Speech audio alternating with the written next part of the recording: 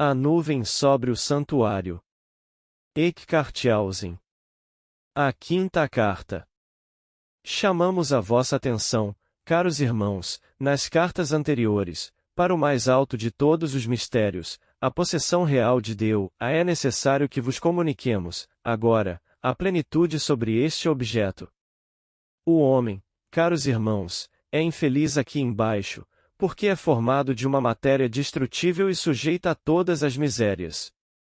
O indivíduo frágil que é o corpo, o expõe à violência dos elementos, à dor, à pobreza, ao sofrimento, à doença, eis a sua sorte. O homem é infeliz, porque o seu espírito imortal se consome nos laços dos sentidos, a luz divina está eclipsada para ele, unicamente, ao resplendor chispante e faiscante da sua razão sensorial, caminha vacilante pelas vias da sua peregrinação, torturado pelas paixões, extraviado pelos preconceitos, e alimentado pelos erros, submerge-se de um para outro abismo de miséria. O homem é infeliz, porque está doente do corpo e da alma, e não possui nenhum remédio verdadeiro, nem para a sua alma nem para o seu corpo. Aqueles que deveriam conduzir os outros homens, guiá-los à felicidade e governá-los, são homens como os outros, também frágeis e sujeitos às mesmas paixões, e igualmente expostos a muitos preconceitos. Assim, que felicidade pode esperar a humanidade? A maior parte será sempre infeliz? Não há salvação para todos? Meus irmãos, se a humanidade jamais é capaz de se elevar a um estado feliz, a felicidade que deseja adquirir só será possível nas seguintes condições: primeiro, a pobreza, a dor, a doença e a miséria devem tornar-se mais raras. Segundo, já as paixões, os preconceitos e os erros devem diminuir. Acaso é isto possível considerando a corrupção da natureza humana, quando a experiência nos tem provado de século em século, que a miséria não faz senão mudar em uma outra forma de miséria, que as paixões, os preconceitos e os erros ocasionam sempre o mesmo mal, quando pensamos que todas estas coisas não fizeram senão mudar de forma, e que os homens, em cada século, foram igualmente frágeis. Há uma sentença terrível pronunciada sobre a espécie humana, e esta sentença é: os homens não podem alcançar a felicidade enquanto não forem sábios. Mas não se tornarão sábios, enquanto a sensualidade dominar sobre a razão, enquanto o espírito desfalece nos laços da carne e do sangue. Onde está o homem isento das paixões? Que se mostre. Não carregamos todos em maior ou menor grau as algemas da sensualidade? Não somos todos escravos? Todos pecadores? Sim, irmãos, confessamos que somos escravos do pecado. Este sentimento da nossa miséria excita em nós o desejo da redenção. Voltamos a nossa vista para o alto, e a voz de um anjo nos anuncia: a miséria do homem será retirada. Os homens estão doentes do corpo e do espírito. Portanto, esta doença geral deve ter uma causa, e a causa está na matéria frágil de que está composto o homem. O destrutível encerra o indestrutível, a luz da sabedoria está encerrada nas profundezas da obscuridade, o fermento do pecado está em nós, e neste fermento reside a corrupção humana, e a sua propagação com as consequências do pecado original. A cura da humanidade só é possível destruindo em nós o fermento do pecado, para o que é necessário um médico e um remédio. Mas o enfermo não pode ser curado pelo enfermo, o destrutível não pode conduzir o destrutível à perfeição, o que é morto não pode ressuscitar o que está morto, o cego não pode guiar a outro cego. Só o perfeito pode conduzir o imperfeito à perfeição, só o indestrutível pode tornar o destrutível indestrutível, só o que está vivo pode animar o que está morto. Por isso, não se deve procurar o médico e o meio de cura na natureza destrutível, onde tudo é morte e corrupção. Deve-se procurar o médico e o remédio em uma natureza, onde tudo é perfeição e vida. A falta de conhecimento da aliança da divindade com a natureza, e da natureza com o homem, é a verdadeira causa de todos os preconceitos e de todos os erros. Os teólogos, os filósofos e os moralistas, quiseram governar o mundo e encheram-no de eternas contradições. Os teólogos não conheceram as relações de Deus com a natureza, e por isso caíram no erro. Os filósofos somente estudaram a matéria e não a aliança da natureza pura com a natureza divina, e por isso, manifestaram as mais falsas opiniões. Os moralistas não conheceram a corrupção fundamental da natureza humana, e quiseram curar com palavras, quando outros meios eram necessários. Estado de doença da humanidade. Assim é que o mundo, o homem e até Deus, foram entregues a eternas disputas, as opiniões destruíam as opiniões, a superstição e a incredulidade dominaram alternativamente e afastaram do mundo a verdade, em vez de aproximarem-se dela. Somente nas escolas de sabedoria se aprendeu a conhecer a Deus, a natureza e o homem, e trabalham desde milhares de anos no silêncio para adquirir o mais alto grau do conhecimento, a união do homem com a natureza pura e com Deus. Esta grande finalidade de Deus e da natureza, a qual tudo tende, foi representada ao homem simbolicamente por todas as religiões, e todos os monumentos e hieróglifos sagrados, eram simples letras pelas quais o homem podia reencontrar pouco a pouco o maior de todos os mistérios divinos, naturais e humanos, a saber, o meio de cura para o seu estado atual e miserável, o meio de união do seu ser com a natureza pura e com Deus. Alcançamos esta época sob a guia de Deus. A divindade, lembrando a sua aliança com o homem, deu-nos o meio de cura da humanidade enferma, e mostrou os caminhos para elevar o homem à dignidade da sua natureza pura, e uni-lo com ele, origem da sua felicidade. O conhecimento deste meio de cura é a ciência dos santos e dos eleitos, e a sua possessão, a herança prometida aos filhos de Deus. Tende a bondade, irmãos amados, de nos prestar toda a vossa atenção. Em nosso sangue, há uma matéria viscosa, chamada a glúten, a oculta, que tem um parentesco mais próximo com a animalidade do que com o espírito. Este a glúten é a matéria do pecado. Esta matéria pode ser modificada diferentemente por excitações sensíveis, e segundo a espécie de modificação desta matéria do pecado, se distinguem as mais inclinações ao pecado. No seu mais alto grau de expansão, esta matéria opera a presunção, o orgulho, em seu mais alto grau de contração, a avareza, o amor próprio, o egoísmo. No estado de repulsão, a raiva, a cólera, no movimento circular, a ligeireza, a incontinência. Em sua excentricidade, a gula, a embriaguez, em sua concentricidade, a inveja, em sua essencialidade, a preguiça. Este fermento do pecado é mais ou menos abundante em cada homem, e transmitido pelos pais aos filhos, e a sua propagação em nós impede sempre a ação simultânea do espírito sobre a matéria. É verdade que o homem pode colocar, por sua vontade, limites a esta matéria do pecado, dominá-la para que se torne menos predominante nele, mas não está em seu poder aniquilá-la completamente. Daí deriva o combate contínuo do bem e do mal em nós. Esta matéria do pecado está em nós, forma os laços da carne e do sangue, pelos quais somos ligados ao nosso espírito imortal, e do outro às excitações animais. Ela é como uma atração pela qual as paixões animais se prendem em nós. A reação violenta desta matéria do pecado em nós, que nos induz à excitação sensual, é a causa pela qual, por defeito de julgamento justo e tranquilo, escolhemos de preferência o mal ao bem, porque a fermentação desta matéria, origem das paixões, impede a atividade calma do espírito, condição de um julgamento são. Esta mesma substância do pecado é também a causa da ignorância, porque assim como a sua trama espessa e inflexível sobrecarrega as fibras delicadas do nosso cérebro, ela impede, também a ação simultânea da razão, que é necessária à penetração dos objetos do entendimento. Assim, o falso e o mal são as propriedades desta matéria do pecado em nós, como o bem e o verdadeiro são os atributos do nosso princípio espiritual. Pelo conhecimento aprofundado desta matéria do pecado, aprendemos a ver o quanto somos moralmente doentes, e até que ponto nós temos a necessidade de um médico que nos administre o remédio capaz de aniquilar a dita matéria e de nos conduzir à saúde moral. Aprendemos igualmente a ver que todas as nossas maneiras de moralizar com palavras pouco servem, lá onde os meios reais são necessários. Desde há séculos que se moraliza, e o mundo é sempre o mesmo.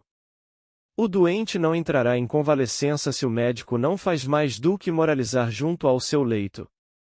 É necessário que lhe prescreva remédios amargos, mas antes deve-se conhecer o estado real do doente.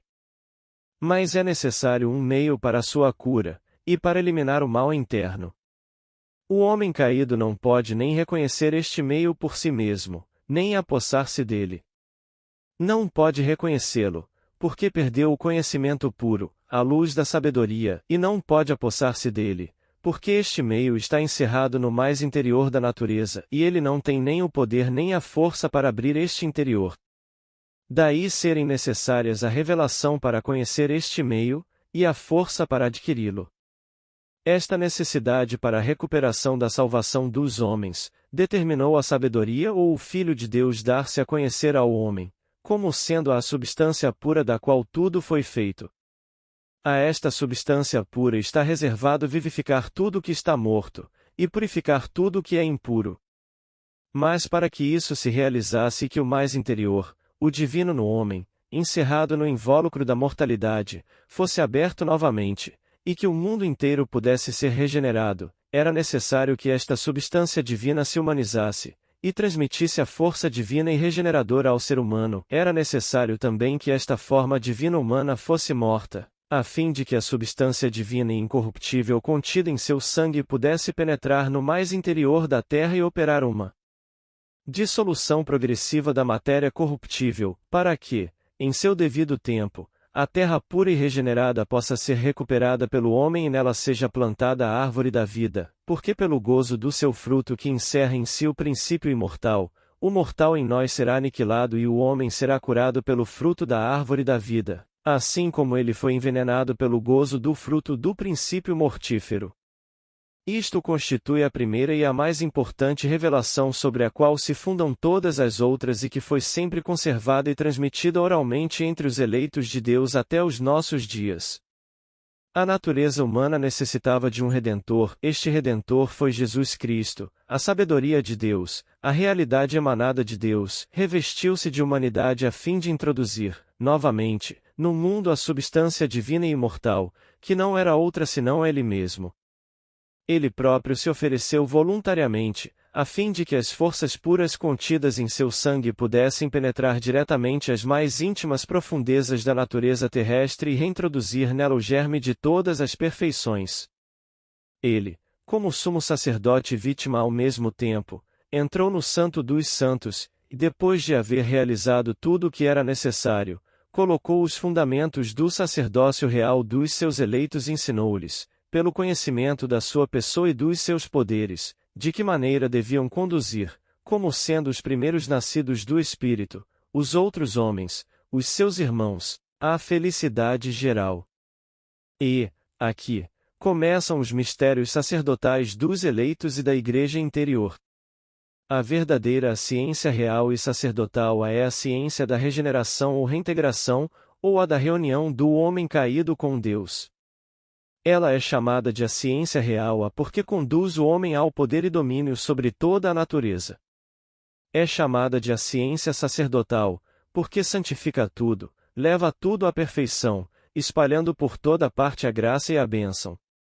Esta ciência tem a sua origem imediata da revelação verbal de Deus. Foi sempre a ciência da Igreja interior dos profetas e dos santos, e jamais reconheceu outro sumo sacerdote que Jesus Cristo, o Senhor. Esta ciência tinha por tríplice finalidade regenerar sucessivamente, primeiro o homem isolado, a seguir, numerosos homens, e por fim, a toda a humanidade. A sua prática consistia no mais alto aperfeiçoamento de si mesmo e de todos os objetos da natureza.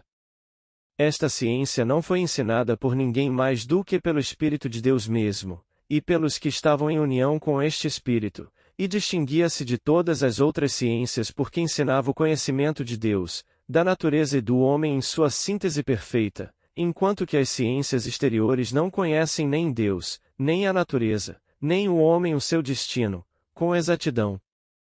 Ela ensinou ao homem a distinguir a natureza pura e incorruptível da natureza impura e corrupta, e mostrou-lhe os meios de separar esta última para recuperar a primeira.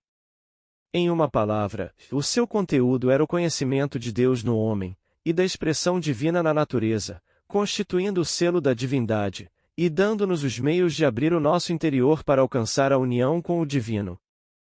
Esta reunião, esta regeneração, era o fim mais elevado, e foi daí que o sacerdócio tirou o seu nome, religio, clerus regeneras. Melchitsedec ou Melquisedeque foi o primeiro sacerdote-rei, todos os verdadeiros sacerdotes de Deus e da natureza descendem dele, e Jesus Cristo em pessoa se juntou a ele, como sacerdote segundo a ordem de Melchitsedec. Este nome já é literalmente do mais alto e do mais vasto significado. Melchitsedec significa literalmente o instrutor na verdadeira substância da vida e na separação desta verdadeira substância da vida com o invólucro destrutível que a encerra. Um sacerdote é um separador da natureza pura da impura, um separador da substância que contém tudo, da matéria destrutível que ocasiona a dor e a miséria. O sacrifício, ou o que foi separado, consiste no pão e no vinho. Pão a quer dizer literalmente a substância que a contém tudo, e a vinho a substância que vivifica tudo. Assim, um sacerdote segundo a ordem de Melchitsedec é aquele que sabe separar a substância que contém tudo e vivifica tudo, da matéria impura, e que sabe empregá-la como um verdadeiro meio de reconciliação e de união para a humanidade caída, a fim de comunicar-lhe a verdadeira dignidade real ou o poder sobre a natureza, e a dignidade sacerdotal ou o poder de se unir pela graça, aos mundos superiores. Nestas poucas palavras está contido todo o mistério do sacerdócio de Deus, a ocupação que é a finalidade do sacerdote. Mas este sacerdócio real não podia adquirir a sua maturidade perfeita, senão quando Jesus Cristo em pessoa, como sumo sacerdote, tivesse realizado o maior de todos os sacrifícios e entrado no santuário mais interior. Aqui se abrem novos e grandes mistérios dignos de toda a vossa atenção. Quando, segundo os decretos eternos da sabedoria e da justiça de Deus, foi resolvido salvar a espécie humana caída, a sabedoria de Deus teve de escolher o meio que era, sob todas as relações, o mais eficaz para a consumação deste elevado objetivo. Quando o homem, pelo gozo de um fruto corruptível, que continha o fermento da morte, foi envenenado de tal maneira que tudo o que estava ao seu redor se tornou mortal e destrutível, a misericórdia divina devia necessariamente estabelecer um contraveneno que pudesse ser absorvido do mesmo modo, e que contivesse em si a substância que encerra e vivifica tudo, a fim de que, pelo gozo deste alimento imortal, o homem, envenenado e sujeito à morte, pudesse ser curado e libertado da sua miséria. Mas, para que esta árvore de vida pudesse ser plantada novamente aqui embaixo, era necessário antes de tudo que o princípio material e corruptível que está no centro da terra, fosse primeiro regenerado, transformado e tornado capaz de ser um dia uma substância que vivificasse tudo. Esta capacidade para uma nova vida, e a dissolução da própria essência corruptiva, que se encontrava no centro da terra, não eram possíveis senão quando a substância divina da vida se envolvesse de carne e de sangue, para transmitir as forças ocultas da vida à natureza morta. Isto se fez pela morte de Jesus Cristo. A força tintorial, que se desprendeu do seu sangue derramado, penetrou o mais interior da terra, ressuscitou os mortos, quebrou os rochedos, e ocasionou o eclipse total do Sol, quando ela expulsou do centro da terra, na qual a luz penetrou, todas as partes das trevas para a circunferência, e lá colocou a base da glorificação futura do mundo. Desde a época da transição de Jesus Cristo, a força divina levada ao centro da terra por seu sangue derramado, trabalha sempre para exteriorizar e tornar todas as substâncias gradualmente capazes da grande desordem que está reservada ao mundo. Mas a regeneração do edifício do mundo em geral não será a única finalidade da redenção. O homem era o objetivo principal que lhe fez derramar o seu sangue, e para proporcionar-lhe desde já, neste mundo material, a mais alta perfeição possível pela melhoria do seu ser, Jesus Cristo se prontificou a suportar infindos sofrimentos. Ele é o Salvador do mundo, ele é o Salvador dos homens. O objetivo, a causa da sua encarnação era resgatar-nos do pecado, da miséria e da morte. Jesus Cristo livrou-nos de todo mal por sua carne que sacrificou, e por seu sangue que derramou por nós.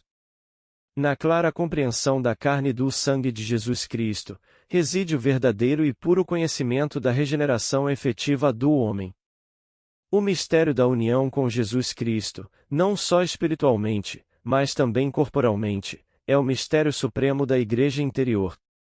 Chegar a ser uno com Ele, em espírito e em verdade, tal é a suprema realização que esperam os seus eleitos.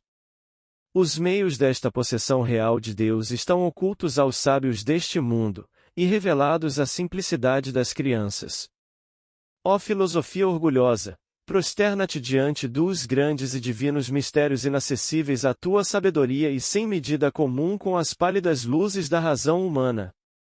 O estado de doença dos homens é um verdadeiro envenenamento. O homem comeu do fruto da árvore na qual o princípio corruptível e material predominava, e envenenou-se por este gozo.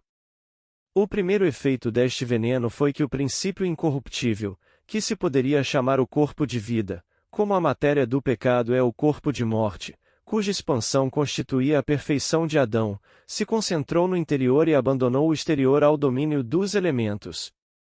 Deste modo a matéria mortal cobriu logo a essência imortal, e as consequências naturais da perda da luz foram a ignorância, as paixões, a dor, a miséria e a morte. A comunicação com o mundo da luz foi interceptada, a visão interior que via por toda parte a verdade, se fechou, e a visão material se abriu ao aspecto inconstante dos fenômenos. O homem perdeu toda a sua felicidade e, neste estado miserável, se teria perdido para sempre, sem meios de salvação.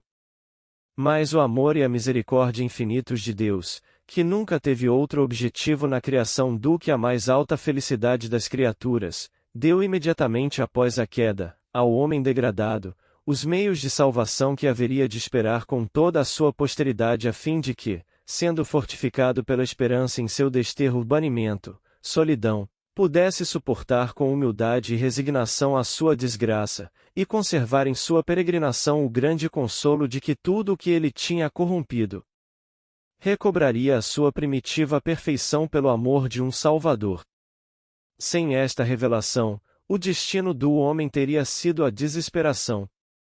O homem antes da queda era o templo vivo da divindade, e no momento em que este templo foi devastado, o plano para reconstruí-lo foi projetado pela sabedoria de Deus, e desta época datam os mistérios sagrados de todas as religiões, que não são em si mesmos, sob 1000 aspectos diferentes, adaptados às circunstâncias dos diversos povos, mais do que símbolos repetidos e deformados, de uma verdade única, que é a regeneração do homem, ou sua reunião com Deus ou a sua reintegração.